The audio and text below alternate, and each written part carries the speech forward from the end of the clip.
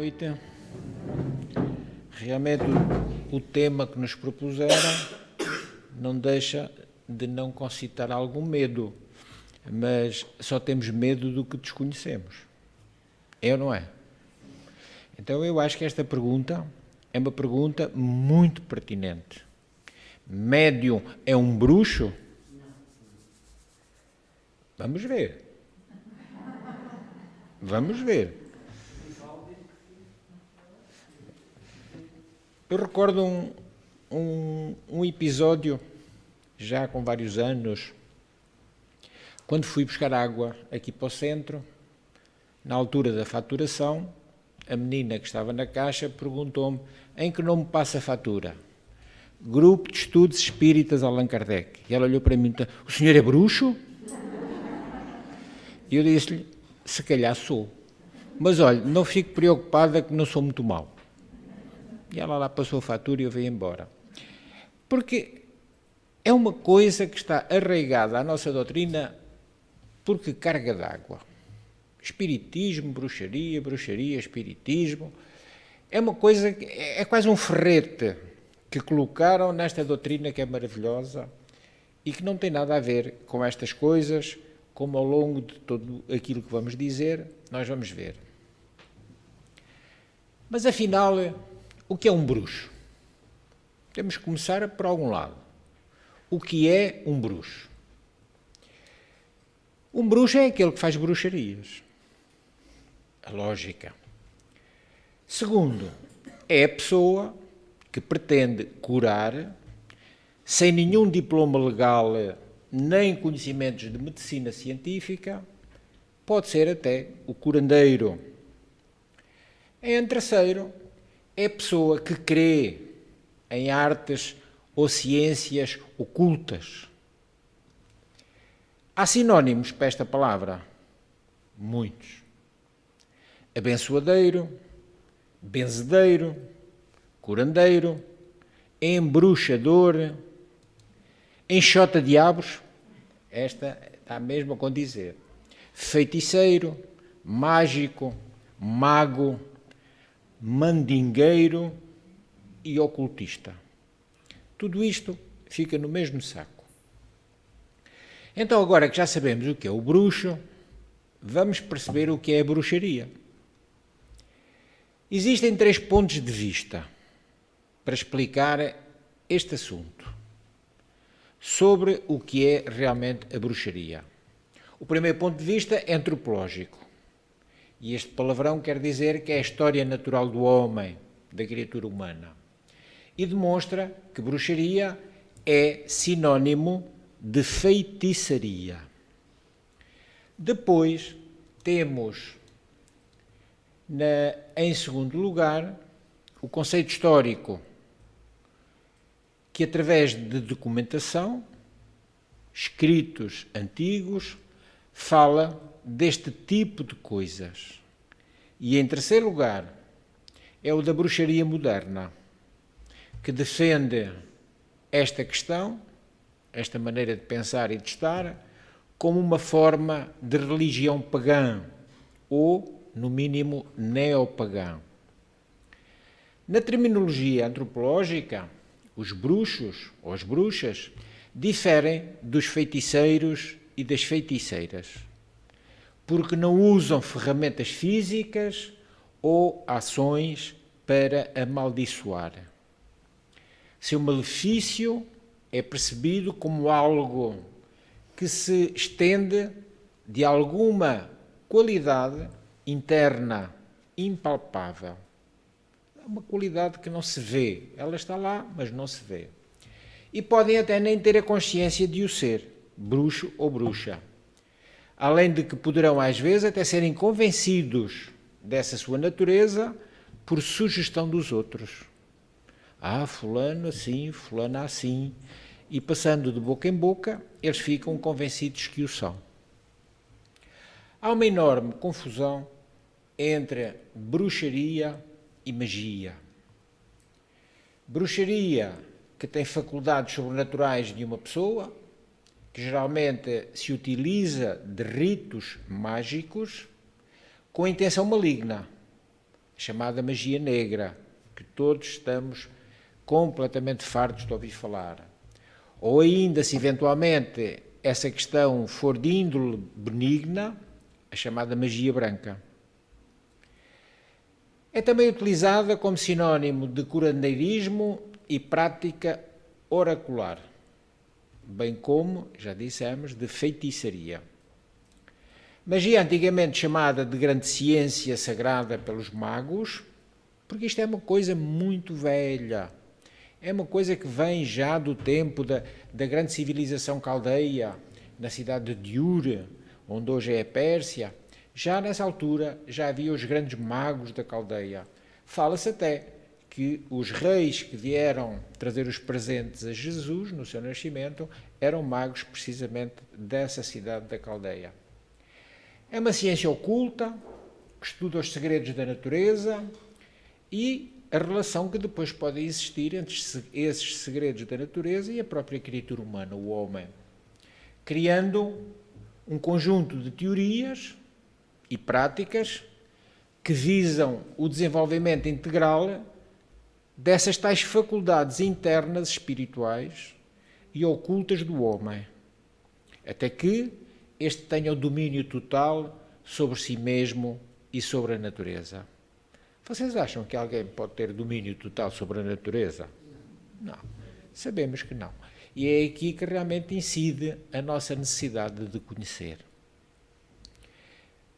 Se alguma coisa as criaturas humanas têm necessidade para se libertarem do medo e da treva do desconhecido, é o conhecimento. Essa é a solução. Se nós não estudarmos a ciência espírita, não nos livraremos destes medos. Se nós não estudarmos em profundidade a doutrina dos espíritos, não teremos a luz que nos acompanha. Se eventualmente estivermos trilhando caminhos onde estes pontos se possam cruzar conosco. O livro dos Espíritos explica-nos isto muito bem, como vamos ver à frente. Ora, se o bruxo utiliza ritos mágicos, práticas de adivinhação, e a magia é uma ciência oculta, o médium espírita não é uma coisa nem outra. E não é porquê? Porque o espiritismo não tem rituais e muito menos a nossa doutrina tem qualquer feição ocultista. É feito aqui alguma coisa às escondidas? Porque é que nós estamos sempre pedindo para estudarmos a doutrina dos espíritos? Se ela fosse ocultista, nós escondíamos o conhecimento. Não tínhamos a pretensão de o divulgar e muito menos de recomendar que as pessoas o alcancem. Afinal, agora que vimos bruxo e bruxaria, percebemos o que é o médium. Uma definição simplicíssima, para que não haja nenhuma ideia mal concebida por nós em relação a estas criaturas. Médium é todo aquele que sente a influência dos espíritos em qualquer grau de intensidade. É difícil perceber isto.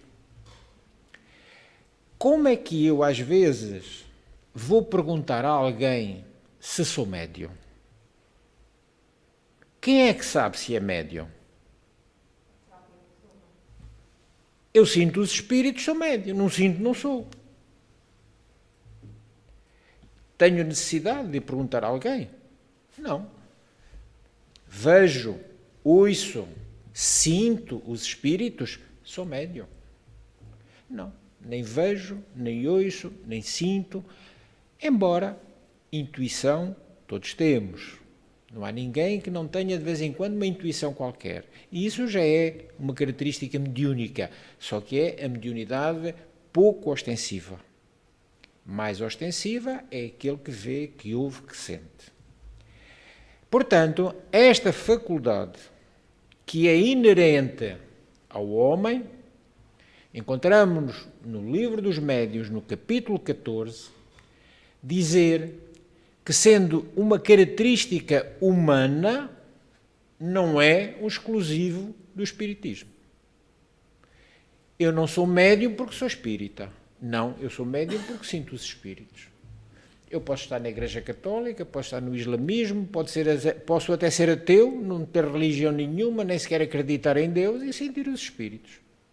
E nessa altura eu serei médium. Agora, não sou médium espírita. Estão a perceber a diferença? Mesmo? O bruxo ou o mago podem ser médiums. Por isso é que eu, quando fiz a pergunta inicial, e vocês todos disseram que não, mas pode.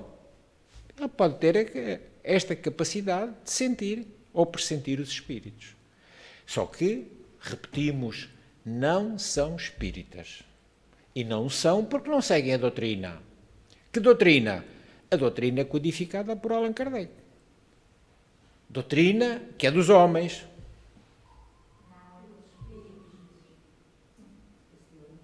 É uma doutrina dos homens?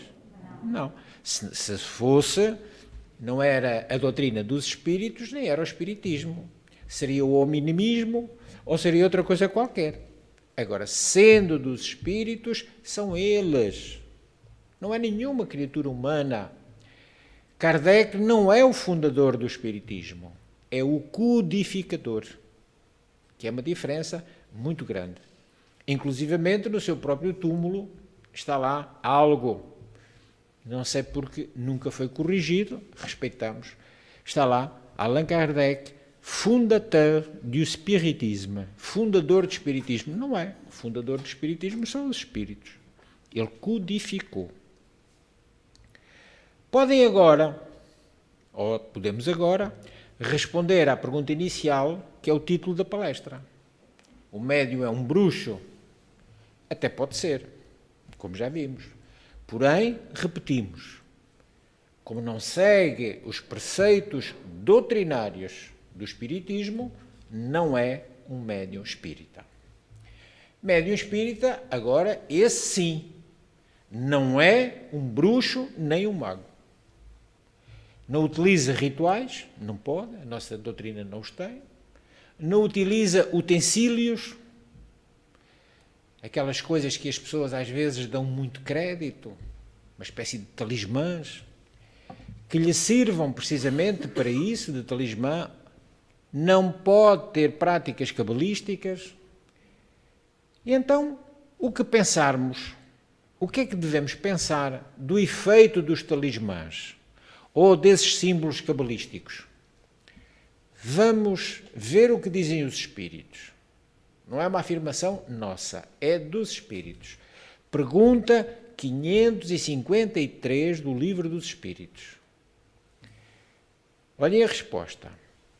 Quem acreditar nisso, talismãs ou rituais, se de boa fé, torna-se ridículo. Nos de má fé, tratantes que merecem castigo. Todas as fórmulas são charlatanice. Não há nenhuma palavra sacramental, nenhum símbolo cabalístico, nenhum talismã que tenha qualquer ação sobre os espíritos, porque eles são atraídos pelo pensamento e não pelas coisas materiais. Uma resposta, como estamos vendo, bem esclarecedora. E ainda agora, para nos tirar um pouco o nosso receio, o nosso medo das bruxarias e dessas coisas afins, ouçamos a pergunta 551 do mesmo livro. Pode um homem mau, com o auxílio de um mau espírito que lhe seja dedicado, fazer mal ao seu próximo? Resposta: não. Deus não o permitiria. Vamos agora à pergunta 552, que se deve pensar da crença no poder que certas pessoas teriam de enfeitiçar? Resposta: algumas pessoas possuem um grande poder magnético. Isso sim, isso é verdade. Do qual podem fazer mau uso, se o seu próprio espírito for mau. A pessoa tem poder magnético, mas se fizer o mal é porque o seu espírito é mau. Nesse caso, podem ser secundados por maus espíritos. Mas não acrediteis nesse pretenso poder mágico que só existe na imaginação das pessoas supersticiosas, das pessoas ignorantes, porque desconhecem as verdadeiras leis da natureza. Os factos que citam como prova da existência desse poder são fatos naturais, mal observados e, sobretudo, mal compreendidos. Novamente, os espíritos nos dão uma lição. Estudemos para saber as coisas, para percebermos como é que pode haver correlação entre o mal que nos desejam e o mal que nos acontece. Vocês acham, por exemplo, para percebermos bem, se eu invejasse Madre Teresa de Calcutá, a minha inveja ia-lhe fazer mal? Era impossível. Primeiro porque ela não estava em sintonia com pensamentos ou desejos invejosos. Ela dava tudo. Tomara ela ter mais para dar, como é que eu, invejando-a, a iria magoar ou causar-lhe qualquer dano? Então, estas coisas só nos atingem se nós estivermos como? Na sintonia. Tudo o que é vibracional, tudo o que é fluídico, tudo o que é energia, tudo funciona na base da sintonia. Então, quem são e como agem esses tais magos negros? Eles existem? Existem. E alguns deles são espíritos milenares, espíritos muito velhos, que aprenderam a utilizar a força mental. Porque nós ainda não temos consciência da força que está aqui. Se calhar levaremos ainda muitas reencarnações para percebermos o gerador de energia que aqui está. E está aqui no nosso cérebro. Está? Não. O cérebro é o órgão pelo qual se veicula essa energia que vem do nosso espírito. É por isso que estes magos, eles não têm corpo. Eles não têm cérebro. E deixaram de ter poder mental? Não. Ao contrário. Quando nós não temos o atrapalho da matéria, a nossa força mental, vibracional, pode ser muito maior. Porque não temos a matéria a atrapalhar e a reduzir esse potencial de força.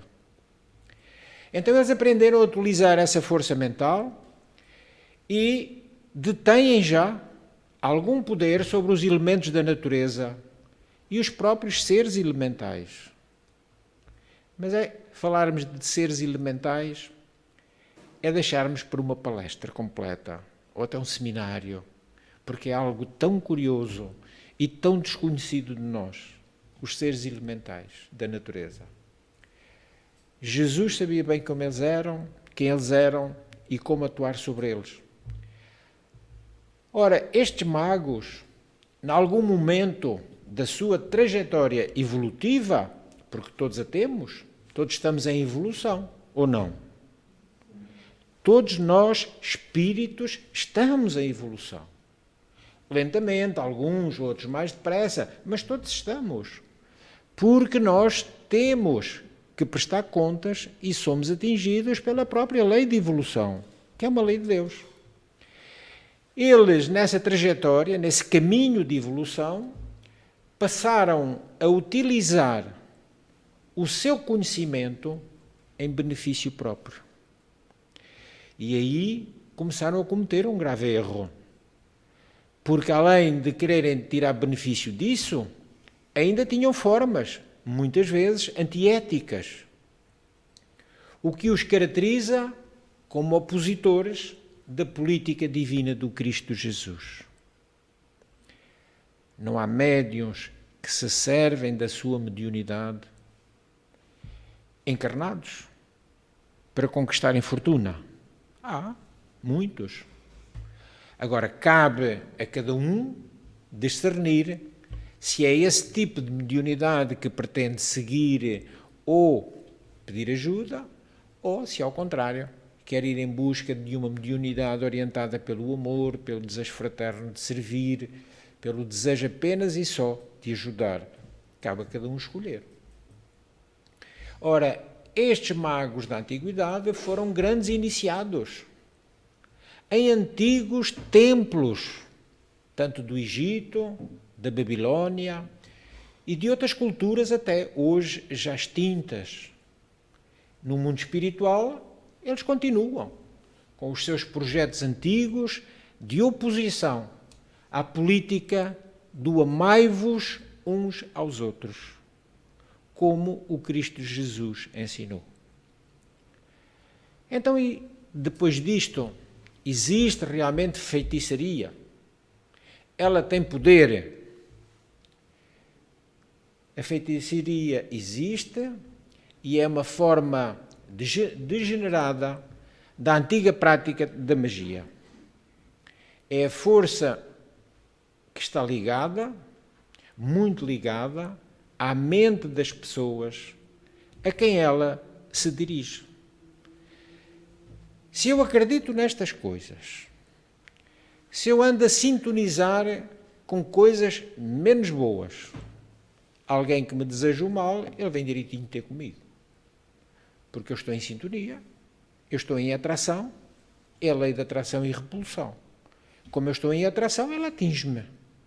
Então a única coisa que nós podemos e devemos fazer como antídoto contra estas coisas do mal que nos possam desejar, o que é que será? Odiar? Raiva? O contrário. Amarmos. Estarmos em sintonia com o amor. Quem estiver em sintonia com o amor, ainda que possa ter dívidas kármicas, o amor vai cobri-las, vai modificá-las. Não vai deixar que qualquer tipo de mal que nos desejem nos atinjam. E andamos todos nessa sintonia. Então temos aí a resposta porque é que às vezes estas coisas acontecem e nos atingem. Olha, segundo a espiritualidade, a pior forma de feitiço é o mental. Não tem a ver com o sapo da boca cozida, com a galinha depenada, com a galinha estraçalhada, com a terra de cemitério. Não tem nada a ver com isso. É a mente. Eu acredito nessas coisas, a minha mente está receptiva a essas coisas vêm me atrapalhar. Porque se eventualmente eu me cruzasse com o pobre do bichinho com a boca cozida, se eu agarrasse nele amorosamente, com uma tesoura, cortasse as linhas que lhe estão na boca, se lhe desinfetasse a boca onde foi cozida e o libertasse na natureza, esse feitiço atingia-me em plenitude, porque eu mexi no bicho. Era? De maneira nenhuma. Era o antídoto. Eu tinha ali o remédio, imediatamente. Mas qual que? Eu vejo o sapo da boca cozida e desata a fugir e vou dizer a toda a gente, tirem-me aquilo dali, tirem-me aquilo. E é assim que nós, por desconhecimento, às vezes nos deixamos atrapalhar. Mesmo a pessoa, agora esta é uma pergunta para vocês, mesmo a pessoa que acredita em proteção, que acredita em Deus, pode ser afetada pela magia?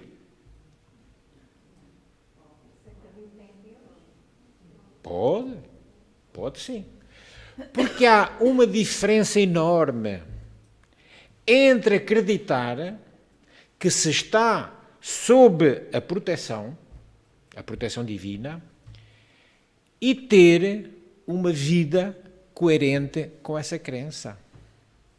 Uma coisa é eu acreditar, outra coisa é aquilo que eu faço, aquilo que eu penso, aquilo que eu digo.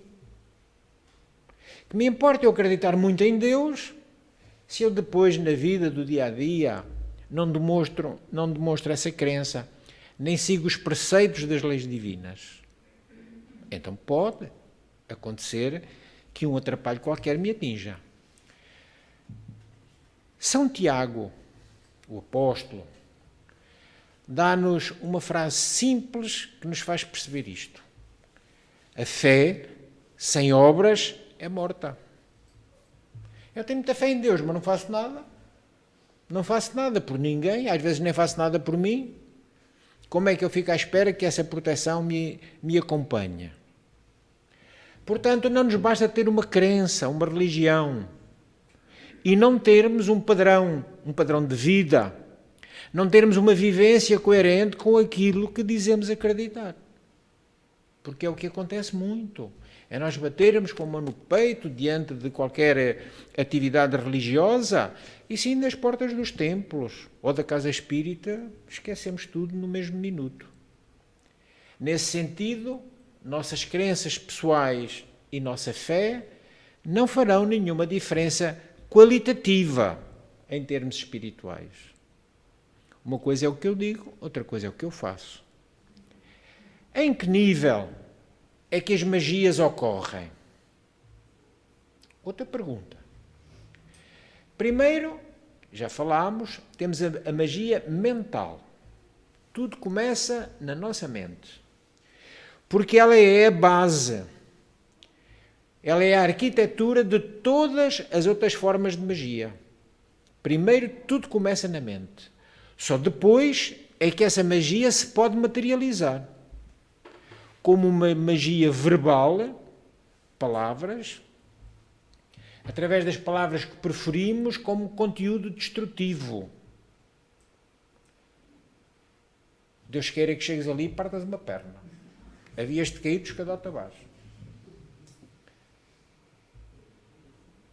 É estas formas que passam da mente para a palavra, para a verbalização, que já tem força também, para depois então se manifestar física ou materialmente. Ele cai mesmo do escadote e ele cai mesmo e parte a perna porque ele andava na sintonia com coisas menos boas. Isto são diversas formas de influência que ocorrem nas vidas humanas. Com que propósito? Isto tem que ter um propósito. Acreditamos que esse propósito é única e só devido à ignorância humana sobre as leis divinas. Nunca falta, aliás, a nossa falta de bom senso, a nossa falta de sabedoria para interpretar as leis da natureza divinas coloca-nos nestas situações complicadas. Desconhecemos, deixamos-nos atingir. Opomos-nos ao sistema do universo, pensamos que acreditamos que nós estamos defendendo as nossas verdades pessoais e que elas, embora pertençam a um acanhado sistema de crenças que adotamos, só porque decidimos adotá-las, temos a mania, o desejo, o querer de que elas sejam a verdade completa do universo. Tudo isto por desconhecimento. Ora, sabemos que, infelizmente, o ser humano é capaz de perseguir, excluir quem não pensa como ele. Não pensas como eu, logo não és bem-vindo, não és amigo, não és fraterno.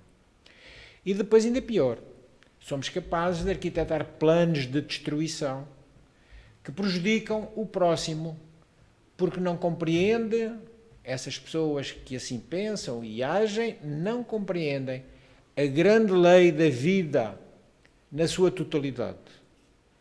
E assim colocam as suas crenças pessoais acima do bem comum.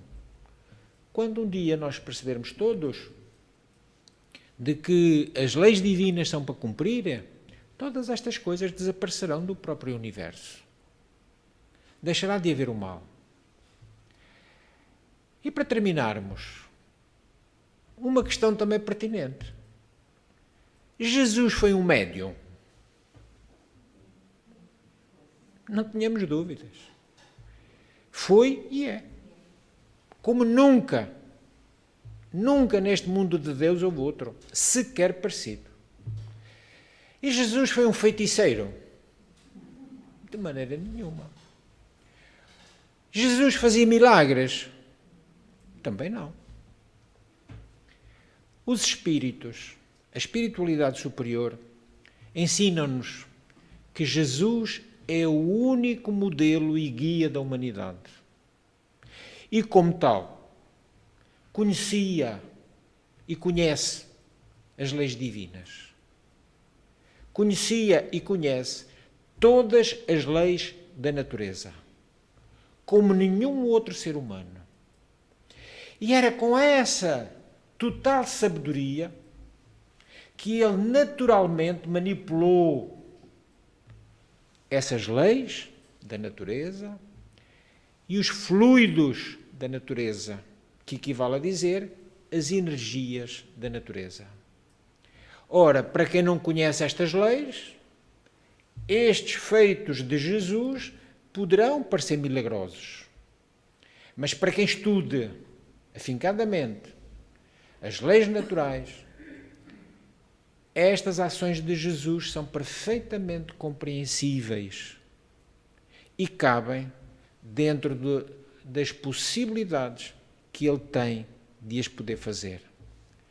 Jesus, como governador espiritual do planeta, tem capacidade de usar os recursos naturais do universo. Não é só dos recursos naturais da Terra, dos recursos naturais do universo, em benefício dos seus tutelados, que somos nós, as criaturas terrenas. Porque continuamos aqui, neste mundo escola que é a Terra. E é assim que muitas vezes Jesus nos auxilia. Quando merecedores. Então, penso que a partir de hoje nenhum de nós vai ter medo das bruxarias, nem das magias, porque a partir de hoje todos nos iremos amar muito. Fica prometido? Então que Jesus esteja atento, porque nós estamos de lhe fazer uma promessa. Amemo-nos muito uns aos outros. Pela vossa atenção, muito obrigado.